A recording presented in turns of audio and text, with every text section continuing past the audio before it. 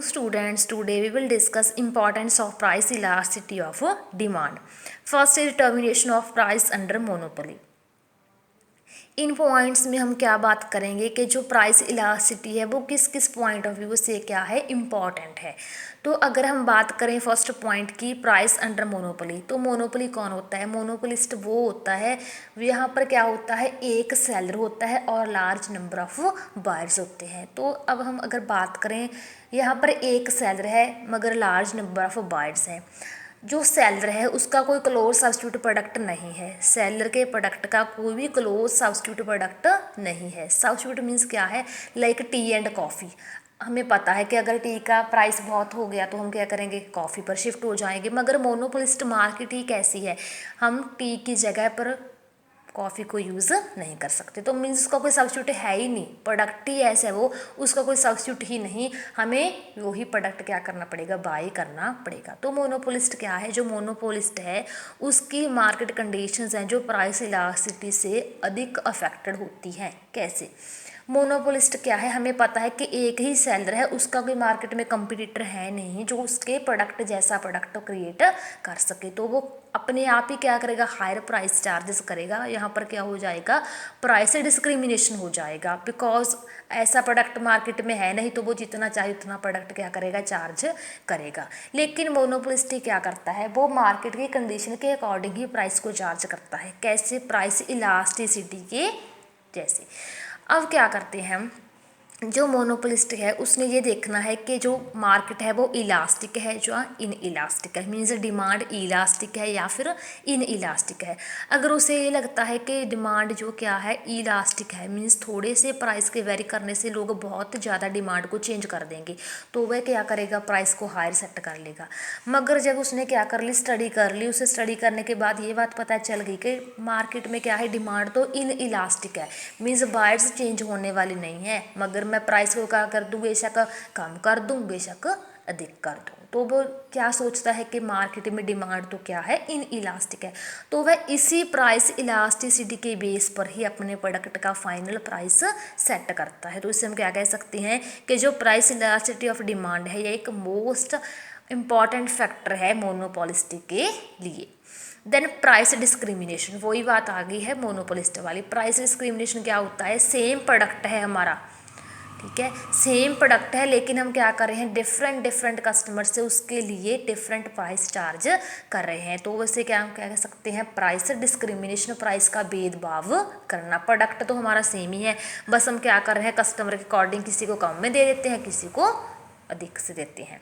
Then price determination of joint supply. Joint supply, if demand for cotton is inelastic and that of cotton seed elastic, then price for cotton will be fixed more and that of cotton seeds less.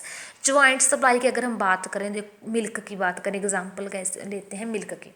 Milk में पता है joint demand होती है, because अगर हम milk की बात करें तो मिल्क से तो हम बहुत से प्रोडक्ट बना सकते हैं, मगर जो हमने प्राइस सेट करना है उसको हमने ज्वाइंट डिमांड को माइंड में याद करके ही सेट करना है। अगर कोई प्रोडक्ट है जो दोनों एक चीज़ के लिए यूज़ हो रहे हैं, डिमांड एक पूरी कर रहे हैं, तो हमने उन दोनों डिमांड्स के अकॉर्डिंग ही प्राइस को सेट करना है। Then advantage to finance minister, हमें पता है कि फाइनेंस मिनिस्टर कौन होता है, पूंजी का, जो पूंजी से रिलेटेड होता है, पैसे से, मनी से, तो उसके लिए तो अपने आप ही क्या होगा, बेनिफिट होगा। Then distribution of burden of taxation, the concept of price elasticity of demand is important it mining the burden of indirect tax like sale tax, excise duty on producer and consumer. If the demand for a good is inelastic, the burden of indirect will be more on the consumer. Demand क्या है, inelastic है, means change होने वाली नहीं है, तो burden क्या होगा, इनडायरेक्ट टैक्स का ज़्यादा ही होगा।